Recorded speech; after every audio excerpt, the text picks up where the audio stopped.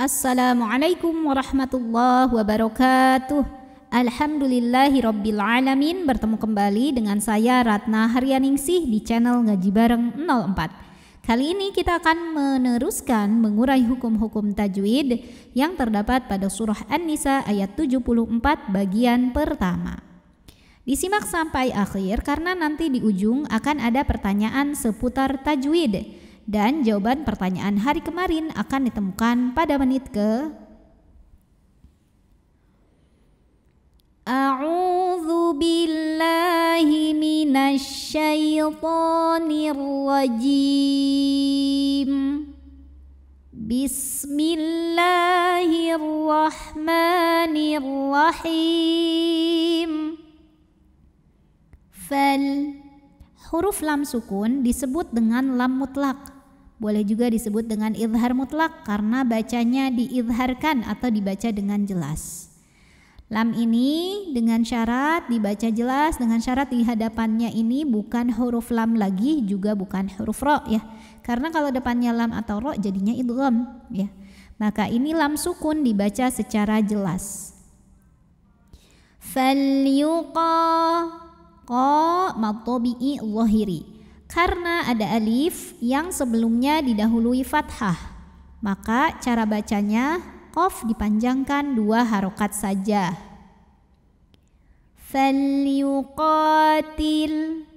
Berikutnya ada lam lagi, lam sukun. Lam sukun ini juga sama disebut dengan lam mutlak. Karena lamnya ini menghadapi bukan lam, bukan ro ya, selain huruf tersebut. Maka lam sukun ini kita bunyikan dengan jelas. Falyuqatil fi matobi'i zahiri. Karena ada ya sukun yang sebelumnya kasrah, maka huruf fa yang berbaris kasrah kita panjangkan cukup 2 harokat saja. Fi sabi bi matobi'i zahiri. Karena ada ya sukun yang sebelumnya baris kasrah, maka huruf ba yang berbaris kasrah kita panjangkan 2 harokat saja. Fi sabilillah. Lam jalalah, lam pada lafaz Allah dibunyikan secara tarqiq sebab huruf sebelumnya barisnya di bawah kasrah. Maka cara membacanya tipis, jadi lah tanpa harus menaikkan pangkal lidah. Fi sabilillah. Lalu alif lamnya disebut dengan alif lam syamsiyah karena alif lam menghadapi huruf syamsiyah yaitu huruf lam. Maka cara bacanya alif lam tidak kita baca atau diidghamkan. Oleh karena itu alif lam syamsiyah biasa disebut dengan idgham syamsi. Fi sabilillah. La matobi'i muqaddar. Karena ada baris fathah tegak di atas huruf lam. Cara membacanya panjang lamnya ini 2 harokat saja. Fi sabilillahil. Lalu alif lamnya disebut dengan alif lam syamsiyah. Karena alif lam menghadapi huruf syamsiyah yaitu huruf lam. Kenapa huruf syamsiyahnya lam? Karena jika ada lam bertasydid, sebetulnya lam ini ada 2. Lam sukun dan lam fathah. Lam yang pertama tidak dibaca yang sukun, maka langsung masuk ke lam kedua, diidghamkan atau disebut dengan idgham syamsi. Alladzi dzi matobi'i zahiri. Karena ada ya sukun yang sebelumnya baris kasrah, maka huruf dzal kita panjangkan 2 harokat saja. Alladzina yash. Huruf shin punya sifat yang tidak memiliki lawan yang disebut dengan sifat tafashi. Tafashi artinya menyebarkan angin di dalam mulut kita. Alladzina yashru. Huruf ra dibunyikan secara tafkhim karena berbaris di atas yaitu baris dhammah. Maka cara bacanya ro dibunyikan dengan menebalkannya. pangkal lidah kita naikkan. Alladzina yashru. Huruf ra di sini ada hukum mad, namanya mad tabi'i zahiri. Karena ada waw sukun yang sebelumnya berbaris dhammah, maka huruf ra dipanjangkan 2 harokat saja. Alladzina yashrunal. Lalu alif lamnya disebut dengan alif lam qamariyah karena alif lam menghadapi huruf qamariyah yaitu huruf ha. Maka lam sukun ini dibunyikan dengan idhar atau jelas. Alladzina yashrunal haya. Ya mad tabi'i muqaddar karena ada baris fathah tegak di atas huruf ya.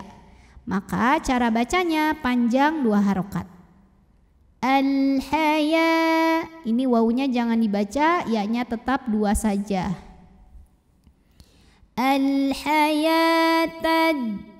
Lalu alif lamnya disebut dengan alif lam syamsiyah karena alif lam menghadapi huruf syamsiyah yaitu huruf dal.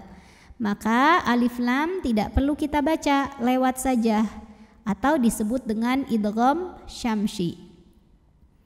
Al-hayatad dunya.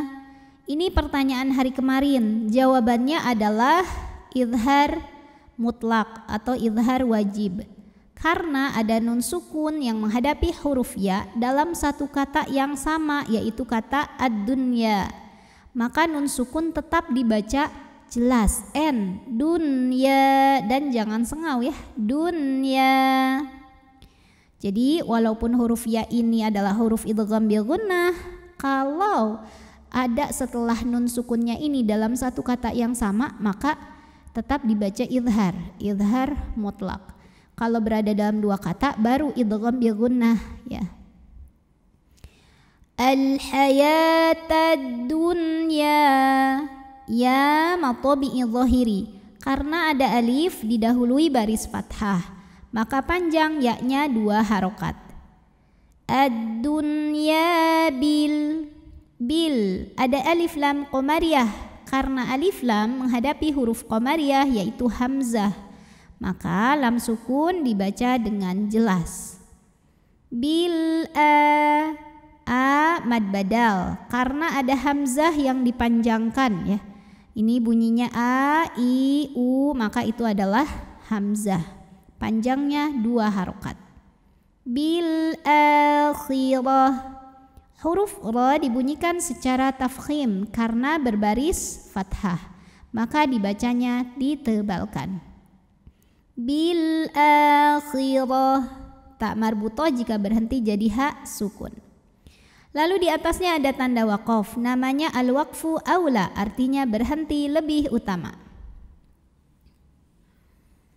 A'udzu billahi minasy syaithanir rajim. Bismillahirrahmanirrahim.